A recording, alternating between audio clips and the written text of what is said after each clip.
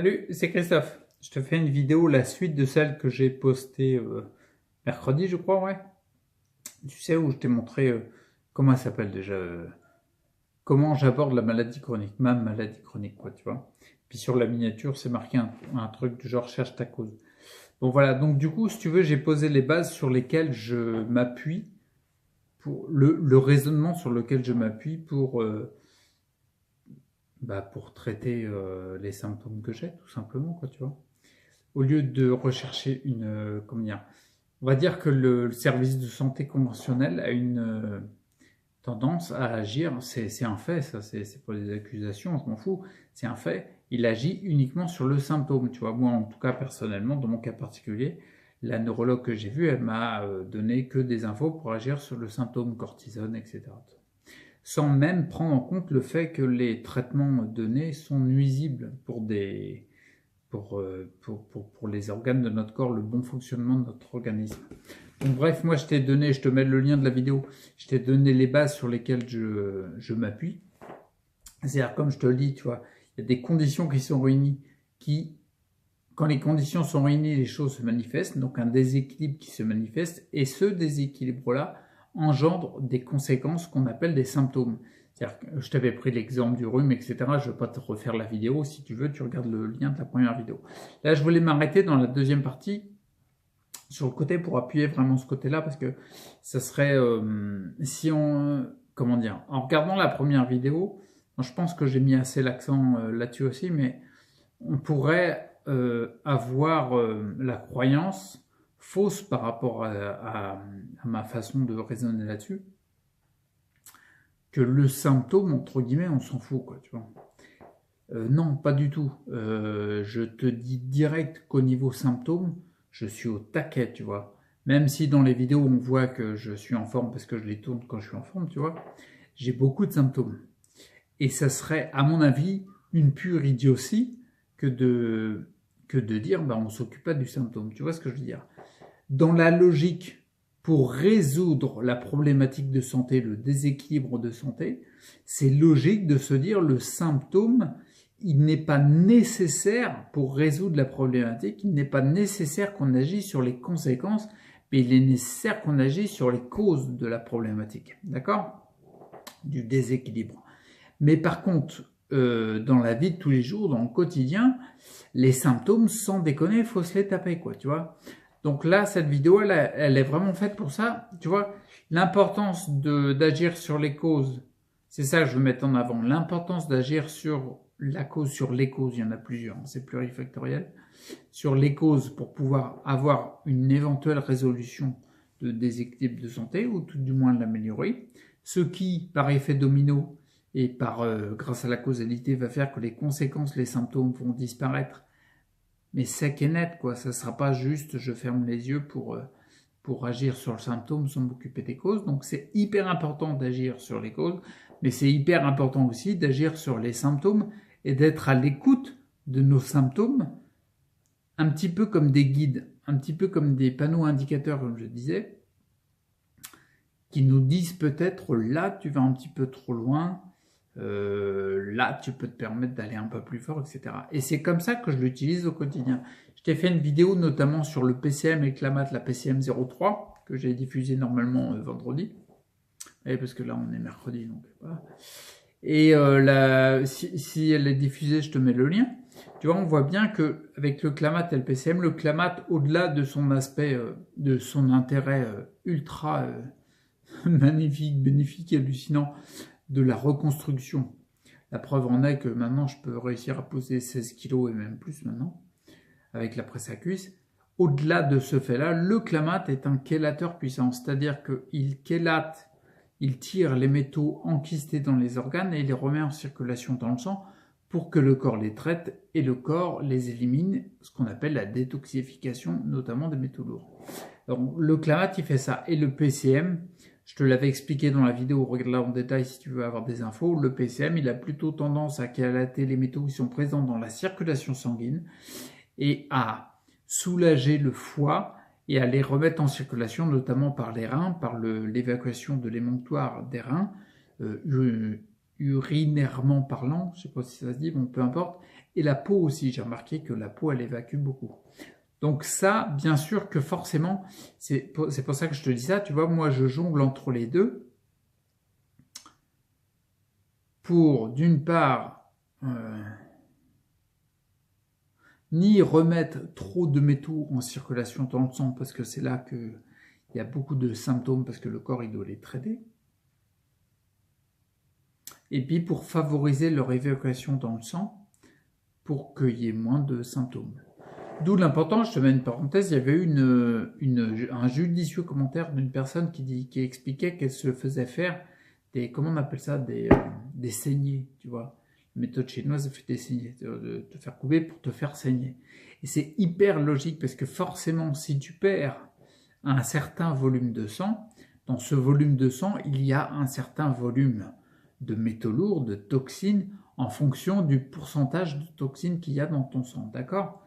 Donc tu l'évacues. Forcément, comme il y a moins de sang, le corps, il fait ce qu'il sait bien faire. Il reçoit l'information qu'il faut refaire du sang. Donc c'est avec la rate. Et en fait, il va refaire du sang, mais par contre, il va faire refaire du sang sans toxines. Donc du coup, rapportant du sang, un volume de sang sans toxines, le pourcentage de toxines que tu avais à la base dans ton volume de sang, le volume de sang est redevenu identique, en homéostasie, à l'état d'équilibre, mais par contre, tu as fait chuter le pourcentage de métaux lourds, de toxines, et ça, c'est hyper important. Ça peut être un truc très intéressant. Bah, c'est vrai que pour l'instant, cette technique-là, je ne l'utilise pas. Peut-être que je l'utiliserai, mais c'est vrai que j'ai tendance, pour l'instant, à tester, je ne vais pas tout tester en même temps, à tester le PCM pour l'instant. Et éventuellement, l'autre technique qui m'intéresserait, ça serait l'hydrothérapie. Pas du côlon, hein. L'hydrothérapie, la médecine des capillaires pour une meilleure évacuation par la peau, qui est l'émonctoire le plus grand qu'on ait. Donc voilà, donc ça c'était par rapport à ça. Et ce que je voulais dire, c'est donc du coup, tu vois, pour mettre en avant le fait que bien sûr tu dois jongler quand tes symptômes sont trop forts, bah peut-être arrêter un petit peu de chélater les métaux systématiquement, même si mentalement tu dis que c'est bien, tu vois. Parce que le corps te demande de ralentir un petit peu. Et quand ça va bien, bah, tu peux peut-être accentuer un petit peu les chélateurs pour favoriser l'évacuation des métaux lourds. Il faut savoir que détoxifier, ton organisme, c'est ce qu'il sait faire le mieux du monde. D'accord ? Tant que tu n'es pas nuisible et que tu n'entraves pas dans ton mode de vie la détoxification de ton organisme, il sait le faire. Donc, ce qui veut dire que tu aies des toxines, des métaux lourds ou d'autres toxines, ton corps sait les éliminer. Plus ou moins bien en fonction de l'état de l'équipe de nettoyage. Je te mets le lien, tu te rappelles, je t'avais parlé de l'importance de l'équipe de nettoyage, que tes organes soient le plus opérationnels possible. Donc, il sait déjà faire ça. Bien sûr, quand on va prendre des chélateurs, quand on va prendre différents éléments naturels pour l'aider, c'est qu'on lui apporte du soin et le but du jeu, c'est de favoriser, de soutenir ce qu'il sait déjà faire très très bien, d'accord ? Donc là, ce que je voulais dire, c'était de temps en temps, il faut pas trop appuyer sur les causes. Tu peux avoir par exemple comme cause principale, comme condition réunie, une des conditions principales qui crée ton déséquilibre de santé, qui engendre forcément des conséquences symptomatiques, ça peut être la présence de métaux lourds. Et ben dans ce cas-là, c'est bien de chélater, mais il faut ralentir un petit peu de temps en temps. Et là, il faut écouter le corps. Et là, c'est important d'écouter tes symptômes pour savoir quand tu vas ralentir un peu et puis quand tu vas pouvoir te mettre à accélérer, d'accord ? Ça peut être très intéressant. Je vais te faire une petite parenthèse parce que je ferai une vidéo spéciale métaux lourds, mais j'en parlerai là-dedans. Par exemple, moi, quand j'ai fait de très fortes chélations des métaux lourds, notamment quand j'ai commencé le 25 mai 2014, la chlorella, et que j'ai continué avec la coriandre et différents éléments, il y avait souvent j'avais souvent des crises d'élimination. Les crises d'élimination, concrètement, c'était une réaction symptomatique très très forte parce que mes émonctoires, le foie, enfin les reins, le foie aussi, les reins, la peau, tout ça, les poumons, les intestins, ils en pouvaient plus, ils étaient saturés, tu vois, parce qu'il y avait trop de remise en circulation. à chaque fois, systématiquement, dès qu'il y avait ça, il y avait une crise symptomatique. Donc j'écoutais mon symptôme, tu vois. Le but du jeu, c'est pas de les squeezer. De toute façon, t'es rappelé à l'ordre très très vite, hein, parce qu'ils reviennent très très rapidement. Donc j'écoutais mes symptômes pour ralentir mes chélations, bien sûr. J'allais aider, j'allais prendre par exemple du charbon, etc., de l'arachide, pour pouvoir capter les métaux, mais notamment les laisser au niveau des intestins pour ne pas en remettre en circulation plus. D'accord? Ça se calmait au bout de 3, 4, 5 jours maximum. Mes symptômes s'enlevaient. Et du coup, ça allait vachement mieux parce que j'avais moins de symptômes, parce qu'ils étaient vraiment forts. Et puis du coup, après, derrière, je pouvais reprendre plus gentiment, moins fortement, des éléments chélateurs pour remettre en circulation dans le sang, pour que ça puisse être traité dans le corps, pour pouvoir être détoxifié. Je te rappelle le 4e principe fondamental d'Hippocrate, qui est détoxifier et purifier l'organisme, Dende purgare. Très important. Tu vois, donc du coup, cette vidéo, elle est vraiment faite pour le côté, les symptômes sont importants à écouter. Aujourd'hui, j'utilise de la PCM et du Clamat. C'est pareil, j'écoute mes symptômes. J'ai des éruptions cutanées, j'ai des tremblements un peu plus forts dans les mains, j'ai des difficultés à appréhender les objets, tu vois, j'ai de la tremblote. À chaque fois, ces symptômes-là, ils sont toujours plus présents quand il y a de la chélation de métaux lourds qui remet en circulation les métaux dans le sang. Clamat, chlorella, tout ce que tu veux, sauf le PCM qui a tendance à faire évacuer le sang par les reins, enfin évacuer le sang, évacuer les métaux lourds présents dans le sang par les reins notamment, et la peau. Donc du coup, là, le but du jeu, c'est de les faire sortir, c'est pas de remettre en circulation dans le sang. Bref, quand je prends du Clamat, etc., je commence à avoir pas mal de symptômes au niveau des mains. Alors après, je ralentis le Clamat, tu vois, je rebaisse en termes de quantité pour arriver dans un dosage qui est plus raisonnable en écoutant mes symptômes. Tu vois ce que je veux dire? L'importance d'écouter les symptômes. Et puis après, ça passe mieux. Et puis je reprends du Clamat. Et puis la fois où les symptômes ils commencent à revenir, bah, je rebaisse aussi. Tu vois, l'importance, cette vidéo-là, c'est vraiment sur l'importance d'écouter le symptôme, autant pour en déduire une cause, d'accord? Genre, par exemple, tu as les reins, les glandes surrénales à soigner, à apporter du soin, à supporter, etc. Mais aussi, quand tu écoutes tes symptômes, ça va être pour régler un petit peu les protocoles que tu as mis en place et les dosages que tu prends en fonction des différents chélateurs et autres produits. Je te mets un petit exemple pour finir, par exemple. J'ai mon neveu qui a ce qu'on appelle, c'est pas le syndrome de Raynaud, c'est la maladie de Raynaud. Enfin bon, bref, le syndrome, maladie, peu importe le nom qu'on donne à cette ribambelle de symptômes, tu sais, c'est les mains hyper froides. Hyper froides, tu peux avoir même les ongles noirs, ou alors les doigts blancs. Enfin bref, tu sens que l'énergie n'arrive pas jusqu'au bout des extrémités, d'accord? Alors souvent, quand on regarde sous l'angle de vue mécanique, c'est très physique, on va se dire c'est un défaut de vascularisation, etc. J'en ai parlé avec lui, vu ce qu'il me déclarait, en fait, en gros, en faisant une anamnèse, ce qu'on appelle l'anamnèse. J'ai pas regardé ses yeux encore, mais en tout cas, tout indiquait le fait qu'il y ait des métaux présents dans son sang qui favorisent les mains froides. Et en plus, ça, ce symptôme-là, je le connais bien. Donc du coup, je lui ai dit, écoute, teste le PCM et vois comment ça marche, tu vois. Et direct, quand il a testé le PCM, les mains sont redevenues chaudes. Il sentait de la chaleur dans les mains. Les pieds aussi, mais plus fortement dans les mains, tu vois. Et il en prend, ça fait quelques jours qu'il en prend, et en fait, il ressent de plus en plus de chaleur dans ses mains, quoi, tu vois ce que je veux dire? Mais là, voilà, c'est pour ça que je disais ça. Comme il me disait, par exemple, il disait, oui, en termes, et ça, c'est une très belle écoute de son corps et de ses symptômes, d'où l'importance d'écouter les symptômes comme des guides.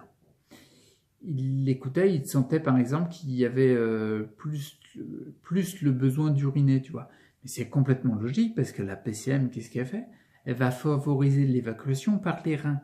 Donc tu auras envie de pipi un peu plus souvent. Parce que tu as les reins, c'est l'urètre, je crois, les deux petits canaux qui descendent du rein droit, du rein gauche qui vont jusqu'à la vessie. Puis ensuite l'urtère pour évacuer l'urine.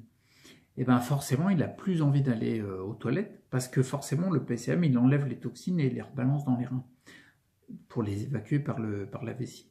Donc forcément, tu as plus envie de pipi parce que tu as plus de toxines qui sont évacuées. Donc là, c'est normal, comme je disais, si par exemple, tu ressens au niveau symptomatique que tu as peut-être une inflammation au niveau de la vessie plus forte parce qu'il y a une présence de toxines plus forte, que tu as souvent envie de pipi, que ça devient problématique, bon bah, tu écoutes ton symptôme, tu ralentis un peu le PCM parce que tu sais que tu agissais sur la cause, d'accord? Tu te fiches complètement du nom qu'on a donné à ta pléiade de symptômes. Là, tu agis sur la cause. Du coup, tu résous ton déséquilibre de santé. Et tes symptômes, forcément, bah, ils disparaissent. Les mains froides, elles sont en train de disparaître de plus en plus parce qu'on agit sur la cause. D'accord? Mais il est très important, et je vais m'arrêter là pour la vidéo parce que ça commence à faire de la vidéo longue, c'est très important d'être à l'écoute des symptômes comme des guides, en fait. Tu vois, c'est ça que je voulais dire. Pour conclure, tiens, je vais conclure là-dessus. Comment dire? Rechercher la cause, les conditions. Cherche ta cause, sans déconner. Il n'y a que comme ça, juste par simple logique et par simple bon sens, il n'y a que comme ça que tu peux éventuellement résoudre un déséquilibre global, une manifestation d'un déséquilibre. Et ensuite, du coup, bah, les conséquences, les symptômes, ils vont disparaître tout simplement. Tu vois, je le vois avec mon neveu, par exemple. On prend un élément pour évacuer les métaux qui sont présents dans son sang, ce qui fait que son déséquilibre, il disparaît. C'est-à-dire que le déséquilibre, c'est en gros la présence trop forte de métaux lourds qu'on n'a rien à foutre dans le sang. Et du coup, les conséquences, son symptôme de main froide, ben, il disparaît aussi. Et être à l'écoute de tous ces symptômes du corps, tu vois, notamment je te parlais de la vessie, l'envie d'uriner, pour se dire, tiens, est-ce que je vais être trop fort ou est-ce que je dois réduire ou augmenter les doses, tu vois, pour l'action sur la cause. Très important. Donc je conclue là-dessus, n'importe quoi, j'ai fatigué, il faut que j'aille me coucher, tiens, ça c'est une de mes causes. Je conclue là-dessus, l'importance capitale d'agir sur les causes, parce que uniquement par bon sens, c'est le seul moyen d'éventuellement résoudre un déséquilibre ou de rééquilibrer un déséquilibre sans le résoudre, tu vois. On n'est pas en train de parler de problème, on est en train d'équilibrer un déséquilibre. Et du coup, les symptômes s'évacuent. Et l'importance également, dans un second temps, je dirais, même s'ils sont hyper galères, d'écouter les symptômes parce que c'est en fait des sacrés guides. Tu vois ce que je veux dire? Ils nous guident pour trouver les causes et ils nous guident pour dire tiens, tu appuies un peu trop fort et il faut que tu ralentisses un petit peu. Donc voilà, j'arrête là. Allez, des petites vidéos 17, 18 minutes bientôt. Bon allez, prends soin de toi, reste acteur pour ta santé, puis je t'invite vraiment à rechercher ta cause et être à l'écoute de tes symptômes parce que c'est des sacrés guides, l'air de rien. Ok? Allez, à plus. Ciao. Ouais, je l'ai loupé. Bon, t'es habitué. Allez, faut que je l'ai celui-là.